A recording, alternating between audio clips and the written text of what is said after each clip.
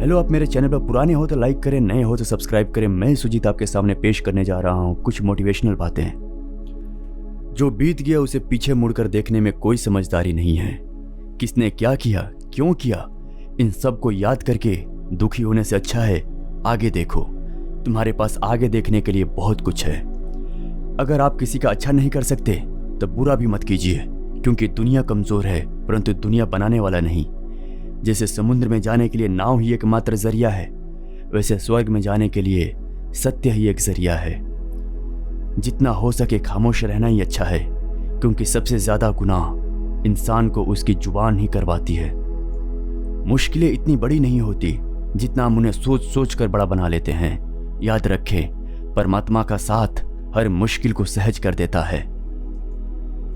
आप नकारात्मक लोगों को जितना कम जवाब देंगे, आपका जीवन उतना ज्यादा शांतिपूर्ण रहेगा।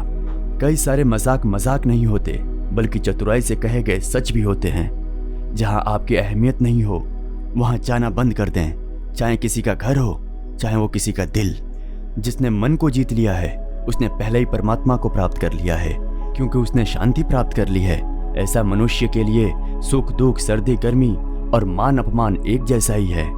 जीवन में एक साथी इतना अच्छा और सच्चा भी होना चाहिए कि जब हम गलत हो तब वो हमारी गलती बता सके, और जब हम सही हो तब हमारे साथ खड़ा रहे।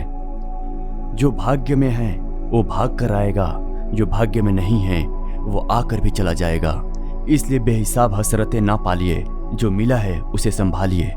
ढूंढना है तो अपनी परवाह करने वाले को ढूंढो, क्योंकि इस दुनिया में आपको इस्तेमाल करने वाले तो ढूंढ ही लेंगे। जब अकेले हो तो विचारों को नियंत्रण में रखो, जब दोस्तों के साथ हो तो जीभ पर नियंत्रण, और जब गुस्से में हो तो फैसलों पर नियंत्रण रखो।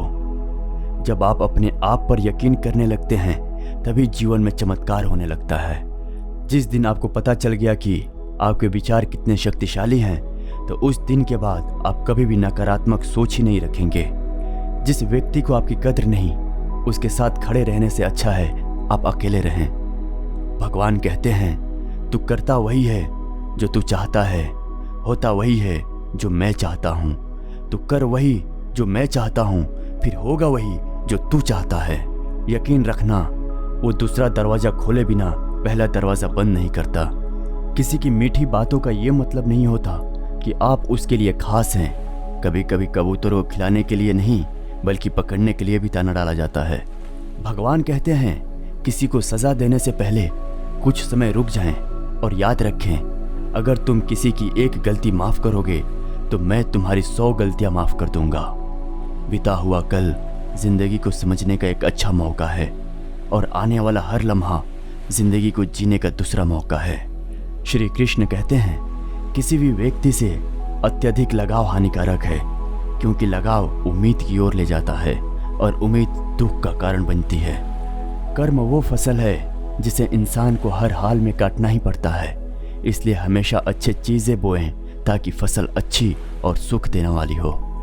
कामयाब होने के लिए कई बार हम जो हैं उसी से शुरुआत कर लेनी चाहिए, भले तैयारी पूरी ना हो, क्योंकि ये इंतजार करने से काफी बेहतर है। अच्छे कार्य करने के लिए हर वक्त अच्छा होता है।